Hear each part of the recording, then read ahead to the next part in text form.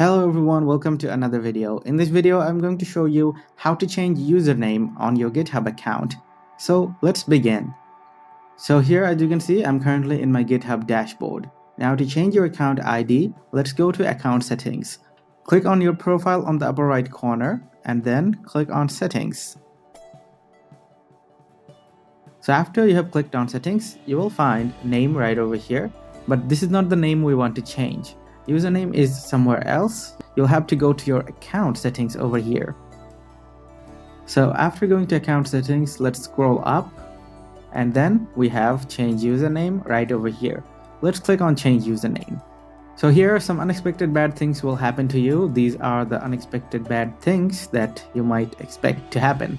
After that, you have to click I understand, let's change my username. And then you have to enter your new username right over here. So let's enter my new username. So as you can see, this username is available. So I'm going to click on change my username. And my account has been renamed. So let's view settings again. Now as you can see in settings, my username has been changed successfully.